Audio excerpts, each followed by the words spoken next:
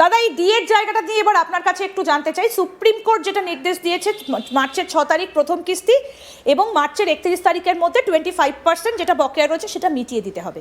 তারপরে কালকে বাজেট পেশ হলো এবং তিনি 4% ঘোষণা করলেন এবং সেটা পরের অর্থবর্ষ থেকে দেওয়া হবে বলে যেটা জানিয়ে দেওয়া হলো। চন্দ্রিমা ভট্টাচার্য সেটা পড়ে শোনালেন। আমাদের দিতে হবে, আমরা দেব। আচ্ছা, আমরা দেব পরের অর্থবর্ষ থেকে যেটা দেবে সেটা আমরা দেব। আর এবারে 25% দিতে গেলে কালীঘাটের মন্দিরের গেটের মুখে ভিড় আরেকটু বাড়বে। আচ্ছা, এবার আপনার কাছে এইটাই প্রশ্ন যে গতকাল যারা সংগ্রামী যৌথ মঞ্চ তাদের সঙ্গে আমি নিজে কথা বলেছি দাদা, তারা বলেছেন যে আমাদের রাজনৈতিক দল, রাজনৈতিক রং কোনোটারই প্রয়োজন নেই, আমাদের দরকার হচ্ছে ডিএটা। কিন্তু আমি আপনার কাছে সজলদা একটা প্রশ্ন রাখি, সামনে বিধানসভা ভোট, এতগুলো হাতে গরম ইস্যু, আমি আপনাকে মাঝখানে এক লাইন বলেনি, আপনাকে এক লাইন বলেনি, বলুন। সেটা হচ্ছে আমি যে টিভিটায় দেখেছি সেই টিভিটায় যেটা দেখিয়েছে ওদের যিনি প্রবক্তা তিনি দুজনকে ধন্যবাদ দিয়েছেন। একটা হচ্ছে শুভেন্দু অধিকারীকে, যিনি এই উকিলের পুরো মামলাটা তিনি পয়সা দিয়ে লড়িয়েছেন, নিজে ফিস মিটিয়েছেন। আরেকজনকে অভিনন্দন জানিয়েছেন, সেটা হচ্ছে বিকাশ রঞ্জন ভট্টাচার্য, হ্যাঁ, যিনি বিনা পয়সায় মামলাগুলো ওদের হয়ে লড়েছে। ওরা আজকে রাজনৈতিক দলের প্রয়োজন নেই বলছে, এটা আমি যেটা শুনেছি আর কি। আমার গতকাল আমি আপনাকে শোনাবো বক্তব্যটা সজলদা, দুষ্কন্টাকের জন্য ভুলভাল দেখিয়েছে কিনা জানি না।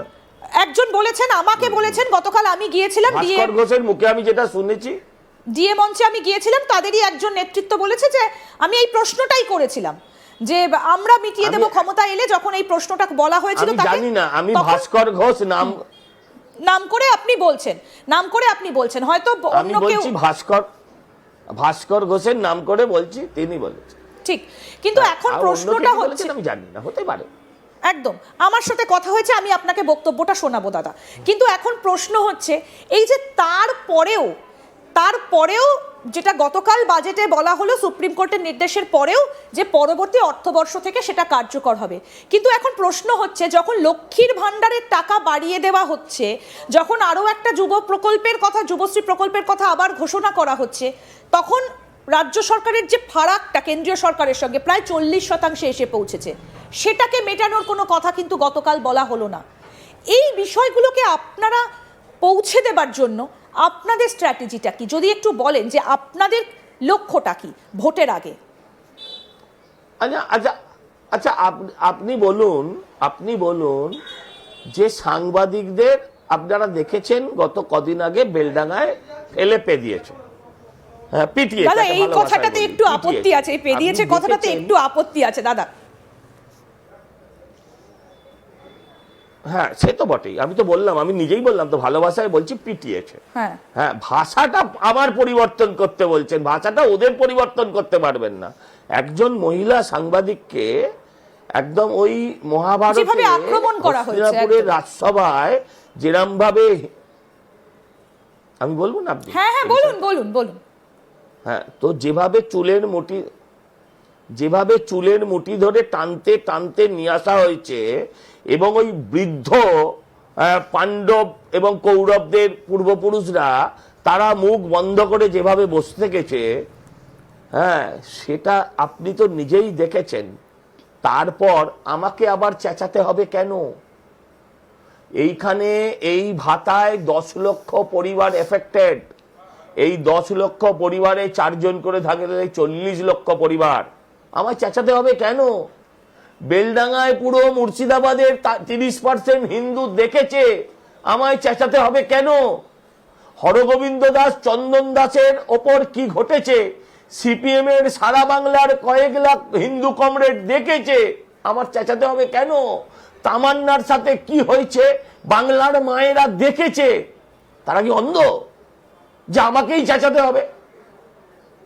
আপনি যদি কারোর হাতে মার খেতেন, তারপর যদি আবার তারই গুণ গাইতেন, তাহলে মানুষ আপনাকেই নির্লজ্জ বলত। ঠিক দাদা, একটু এবার আপনাদের দিকে যদি একটা প্রশ্ন করি, আপনি যদি রাগ না করে বলেন আর কি, মানে বিজেপির প্রথম সারির নেতারা যাদেরকে আমরা দেখি, বঙ্গ বিজেপি, আমার কোনো রাগ নেই, বিশ্বাস করুন। শুভেন্দু কোনো রাগ অধিকারী নেই কিন্তু, হ্যাঁ ঠিক, আপনারা যারা বঙ্গ বিজেপি নেতারা, আপনি আমার কথায় রেগে যাবেন না কিন্তু, না না একদম আবার না। আপনার চ্যানেলের যারা পরিচালক তারা যেন রেগে না যায়। একদম না দাদা, কালকে থেকে বলে দিলে ওকে বাদ ব্যান, এরকম করবেন না। না না দাদা, একেবারেই নয়, একেবারেই নয়। এই যে বঙ্গ বিজেপির নেতারা শুভেন্দু অধিকারী, শ্রমিক ভট্টাচার্য, তারপরে সুকান্ত মজুমদার, আপনি, দিলীপ বাবু, আপনারা সবাই সংগঠনে এক লাইনে আমি ওই আছেন লেভেল তো? না, আমার লেভেল আলাদা, আমি অনেক নিচে।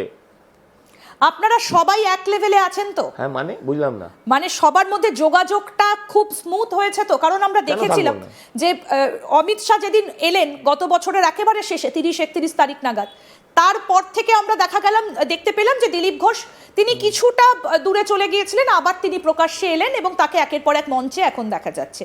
আমি সেই কারণে জিজ্ঞেস করছিলাম যে অনেক ক্ষেত্রে তো আমরা সাংবাদিক বৈঠকেই দেখেছিলাম যে অনেক বিজেপি নিচুতলার কর্মীরা, তাদের মধ্যেই একটা প্রশ্ন দানা বেঁধেছিল যে ওপরের তলার নেতারা বা যাদেরকে দেখে তারা উৎসাহিত হবেন, তাদের সকলের মধ্যে একটা সমন্বয় রয়েছে।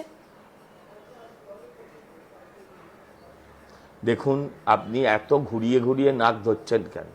আপনি সহজ ভাষায় বলুন না যে দিলীপ ঘোষ, শুভেন্দু অধিকারী, সুকান্ত মজুমদারদের মধ্যে বিভেদ আছে কিনা, বিতর্ক আছে কিনা। আমি বলি শুনুন, আপনাকে আপনার চ্যানেলেও হ্যাঁ এই শোতে কে অ্যাঙ্কার হবে তাই নিয়েও লড়াই হয়।